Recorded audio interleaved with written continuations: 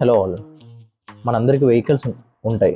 So దాంట్లో car ఉండొచ్చు, అలాగే టూ వీలర్ అయి ఉండొచ్చు, ఆర్ త్రీ వీలర్ అయి ఉండొచ్చు, 6 ఆర్ ఎక్స్ట్రా వీల్స్ ఉన్న వెహికల్స్ ఉండొచ్చు. సో దాంట్లో అందరికీ నో క్లెయిమ్ బోనస్ అనేది మ్యాక్సిమం ఐడియా ఉండకపోవచ్చు. ఇప్పుడు నేను చెప్పే టాపిక్ ఏంటంటే నో క్లెయిమ్ బోనస్. సో చాలామందికి నో క్లెయిమ్ బోనస్ కోసం అంతగా ఐడియా ఉండకపోవచ్చు. అది నేను ఇప్పుడు ఎక్స్ప్లెయిన్ చేస్తున్నాను.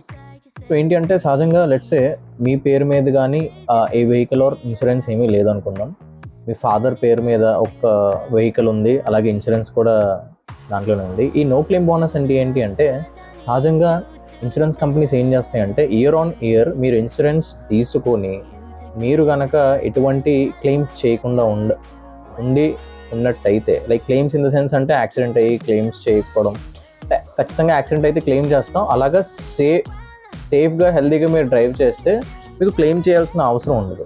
సో మీరు మంచిగా డ్రైవ్ చేస్తారు, ఎటువంటి క్లెయిమ్ చేయలేదని చెప్పి ఇన్సూరెన్స్ వాళ్ళు ఏం చేస్తారంటే మీకు నో క్లెయిమ్ బోనస్ అనేది ఇస్తారనమాట. అది స్టార్టింగ్ 20 నుంచి మ్యాక్సిమం 50% వరకు నో క్లెయిమ్ బోనస్ అనేది ఉంటుంది. ఈ నో క్లెయిమ్ బోనస్ వల్ల అడ్వాంటేజ్ ఏంటి అంటే, మీ టోటల్ ప్రీమియం ఒకవేళ కనుక 10,000 అనుకుంటే, లైక్ కార్లో కానీ దేంట్లో అయినా 50% అంటే అప్రాక్స్ 50% వరకు మీకు తగ్గించే అవకాశం ఉంటుంది. లైక్ 5,000 అవ్వచ్చు, ఇట్ డిపెండ్స్. సో అలాగా నో క్లెయిమ్ బోనస్ అనేది మనకి యూజ్ అవుతుంది. ఆ నో క్లెయిమ్ బోనస్ మీకు ఒక క్వశ్చన్ ఉండొచ్చు, లైక్ మా ఫాదర్ పేరు మీద వెహికల్ ఉంది, అది చాలా రోజుల నుంచి వాడట్లేదు అండ్ ఆయన ఎటువంటి క్లెయిమ్స్ కూడా చేయలేదు, నేను కొత్త వెహికల్ తీసుకోవాలనుకుంటున్నాను, అది నేను ట్రాన్స్ఫర్ చేసుకోవచ్చు అనే క్వశ్చన్ మీకు ఉంటుంది.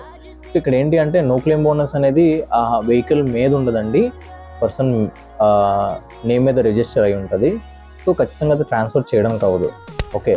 అండ్ ఇంకొకటి ఏంటంటే, నో క్లెయిమ్ బోనస్ అనేది లెట్సే మీరు మనకి ఏదైనా ఇన్సూరెన్స్ పాలసీ ఎక్స్పైర్ అయింది, అది తీసుకోవాలి అని అనుకుంటున్నాం అనుకోండి, మనం ఏం చేయాలంటే వితిన్ 3 monthsలో చేయాలి ఇన్సూరెన్స్ అనేది రెన్యూల్ చేసుకోవాలి. లేదు అంటే మనం ఇన్వెస్టిగేషన్కి వెహికల్ చూపించాల్సి ఉంటుంది, ఇన్స్పెక్షన్కి, అండ్ నో క్లెయిమ్ బోనస్ కూడా పోయే ఛాన్స్ ఉంటుంది.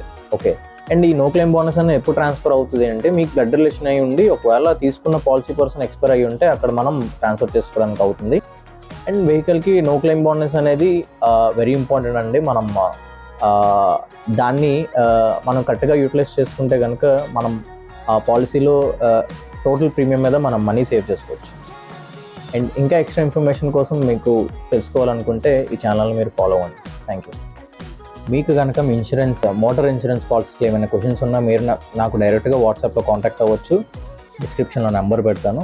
అండ్ మీ క్వశ్చన్స్ ఏమైనా ఉన్నా, లేదు me what ever vehicle, 2 wheeler 3 wheeler 4 wheeler లేదా కమర్షియల్ వెహికల్స్ ఏమున్నా సరే రెన్యూల్ చేసుకుందాం అనుకుంటున్నారు అండ్ క్లెయిమ్స్ విషయంలో మీకు ఏమైనా హెల్ప్ కావాలన్నా మీరు నాకు డైరెక్ట్గా కాంటాక్ట్ అవ్వచ్చు.